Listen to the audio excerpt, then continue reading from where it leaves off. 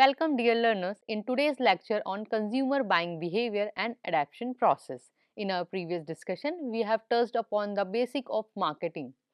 Today we will delve deeper into the psychology of the consumers. We will explore what drives a purchase, the mental steps a customer takes from realizing a need to final buying a product, and also how different types of products trigger different behavior. We will also examine the adaptation process for new product. This is a critical area of study because understanding why and how behind consumer action is the foundation of successful marketing strategies. Before we proceed, let us outline some specific learning objective for this session. By the end of this lecture, you will be able to clarify the various types of buying motives. You will also able to analyze the 5 stages of consumer buying behavior. You will able to distinguish between different types of decision making process. You will able to identify the key participants in the buying process, which often referred to as the buying centers. You will also able to differentiate between the 4 types of buying behavior based on involvement and brand differences. And finally, you will able to explain the stages in the product adaptation process. Let us begin with fundamental question. Why do people buy things? The answer lies in motives. Motives are the result of unsatisfied needs or wants. When a need remains unfulfilled for a long period of time, it creates mental tension. The tension drives the consumer to act. We must understand that strong motives leads to immediate purchase, while weak motive results in a delayed purchasing. We categorize these motives into 4 distinct types. First, we have inherent buying motives. These are primary. They rise from basic psychological needs such as hunger, comfort, and safety. If you are starving, the motive to buy food is inherent and urgent. Second, we have learning buying motives. These are acquired from environment like education or society. They includes the desire for social status, acceptance, fear, or security. These are often strong and more urgent than a realize because we live in a social world. Third, we have emotional buying motive. As humans, we are creatures of feelings. These motives come from the heart, not from our mind. Example include purchasing a gift out of love, buying a luxury car for prestige, or seeking pleasure. Finally, there are rational buying motives. Here, the mind rules the heart. The consumer wants maximum value for their money. They look up price, durability, reliability, and service. This process is usually more time consuming than emotional buying because it involves calculation and logic. Now that we understand the motives, let us look at the process. Do consumers just wake up and buy a car? Usually, no. Consumers are involved in a thinking and rethinking process. This involves a series of sequential steps. We divide these process into 5 stages. First one is problem recognition, second one is information search, third one is evaluation of alternatives, fourth is purchase decision, and the fifth one is post-purchase behavior. However, a rational question arises for you. Does every product require all 5 steps?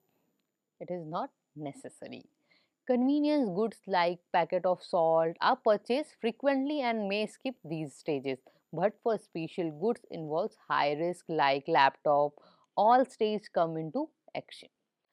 Now, let's start with the first stage, that is problem recognition. This occurs when a person identifies a need. This need can be internal such as hunger or pride, or it can be triggered by external stimuli like an advertisement. Let us look at some real world example of how companies trigger this recognition. Consider Apple. When they launch a new iPhone, they highlight issues with old models like battery life or camera quality. The ads make you feel your current phone is slow. This triggers the problem of having an outdated device, leading to a need of an upgrade. Similarly, Maruti Suzuki taps into economic concern. When fuel prices rises, they ask kitna deti hai? How much mileage does it give? This makes owners of fuel guzzling cars recognize the problem of high running cost. Let's take another example of Asian Paints uses emotion. Their campaign Har Ghar Kuch Kehta Hai makes a Homeowners look at their dull walls and recognize the need of renovation to reflect their personality.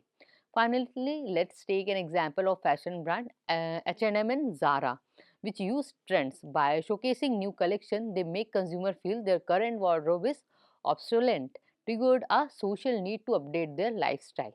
Once the problem is recognized, the consumer moves to information search. They begin collecting data on features, price, brand image, and quality. The intensity of this search depends on the intensity of their need. Information comes from mainly four sources. First one is personal source, which is sources from family, friends, and colleagues. Second one is commercial source, which is like ads, salespersons, and dealers. And third one is public source, like mass media and consumer ratings. And the fourth one is external sources, which handling or testing the product. For example, if you are buying a laptop on Amazon, the performance act as a massive information hub. You get commercial information from the comments and all. You can also get public information from users review and even experiential information from video demonstration. Similarly, for Asian Paints, a customer might consult a neighbor, visit the website, their commercial website, or read interior designing blogs also. Next, after gathering data, the consumer enter the evaluation of alternative stage. Here, the consumer rates their preference based on criteria like value, quality, and warranty. For a low involvement product like toothpaste, say Colgate versus Pepsodent, the evaluation is simple. A consumer might just compare whitening versus freshness and pick up one. However, for a high involvement product like laptop, say HP versus Dell, the evaluation is rigorous. A student might compare processor speed, RAM, and battery life, while Dell might preferred for durability and support. HP might be preferred for design. The consumer weight these attributes and characteristics against their specific need. Now, this leads us to the purchase decision. The consumer has selected a brand and intends to buy, but several factors can still influence the final act. These includes product availability, dealer selection, payment options, and even the timing of the purchase. Crucially, the attitude of other matters also here. If a family member opposes the choice, the decision might change. For example, a student might decide to purchase a Dell laptop because of student discount and warranty, even if they like the look of another brand. Or a shopper might choose Amazon over Flipkart simply because Amazon offers one day delivery and a smoother return policy. The process does not end at the cash register. The final stage is the post-purchase behavior. The consumer use the product and compare performance against expectations. There are three outcomes. First one is satisfaction when performance meet expectation. Second one is delight when performance exceed expectation. And the third one is dissatisfaction when performance fall below expectation. So, if a student buy a Dell laptop and it runs smoothly with great support, they are delight. They become loyal. If it is slow, they are dissatisfied. Similarly, receiving an Amazon package early lead to delight, while a late delivery causes dissatisfaction. With post-purchase behavior, there is a specific concept called post-purchase dissonance. This is a form of anxiety or regret. It usually happens with expensive, infrequent purchase item. Have you ever bought something expensive and then worried you have made a mistake? This is called dissonance. It happens if the consumer notices superior feature in a rejected brand. For example, after booking a holiday on Make My Trip, if a traveler see a cheaper rate on Go, they feel dissonance. To reduce this, they might seek justification for their choice or company might offer loyalty rewards to reassure them. Let's briefly recap. The buying process is a journey from realizing a lack to the problem to the resource solution. Waiting opinions, making the transaction, and finally living with the choice. Marketers must present and positive at every stage, one of the five stages to ensure success. Does every purchase require the same amount of brain power? No. We classify decision process into three types based on effort involved. First one is extended consumer decision making. This involves considerable time and search. It happens with expensive, unfamiliar item with high risk. For example, choosing a college for higher education. Second one is limited consumer decision making. This is for items that are infrequent but not entirely new. The consumer has some experience. For example, buying a piece of furniture or a second-hand car. Third one is routine consumer decision making. This is buying out of habit. There is a little time spent and low risk. For example, buying a daily newspaper or a haircut. Now, buying is often a group activity. We call the people involved the buying center. There are five key rules. The first one is initiator, the person who suggests the idea. Second one is influencer, the person whose view impact the decision. And third one is decider, the person who makes the final call on what, how and where to buy. And the fourth one is buyer, the person who execute the transaction. And the last one is user, the person who actually consume the product. Let's apply this to buying a refrigerator, say an LG double door. The initiator might be the mother who noticed the old one is broken. The influencer could be a neighbor who recommends LG for its energy efficiency. The decider might be the father who compare price and select the model. The buyer is the father who goes to store and buy that product. The user is the entire family who use it daily. Now, we move to a very interesting matrix, the type of buying behavior. This depends on how factors, the level of consumer involvement and the significance of difference between brands. First is complex buying behavior. This occurs when there is a high involvement and significant brand differences. The product is expensive and risky. The consumer learns, develops, believes and then buy. An example is buying a luxury car.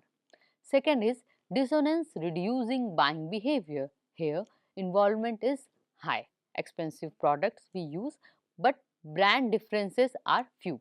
For example, buying tiles or carpet. Since brands seem similar, the buyer decide quickly, perhaps based on price. However, they are prone to post-purchase dissonance. So, they seek information after the purchase to justify their choice. Moving to low involvement situations.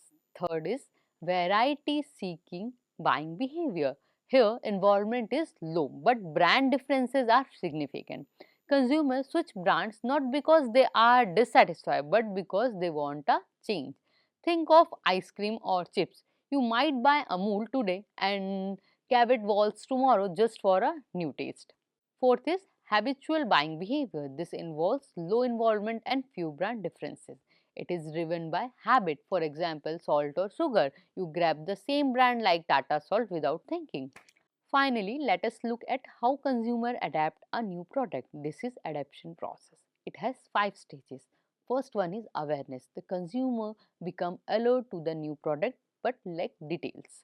Second one is interest. The consumer seeks information. Third one is evaluation. The consumer assess if the product makes sense for them.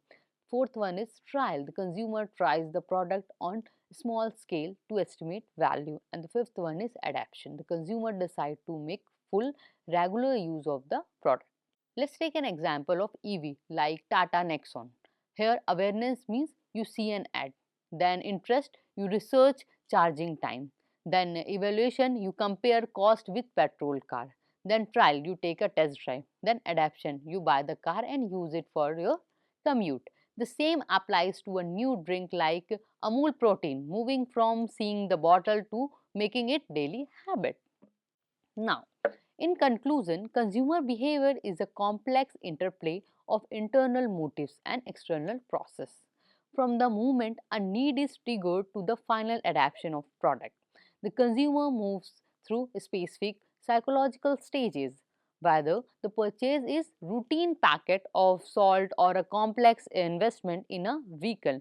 So, understanding these mechanisms allows marketers to meet consumer needs effectively. By mastering these concepts like motives, decision process, and buying rules, you are better equipped to navigate the dynamic world of marketing. So, thank you for watching this session. In the next lecture, we will talk about market demand and sales forecasting. Think about how you might forecast sales for a new product. We will explore the method in the next video. See you then.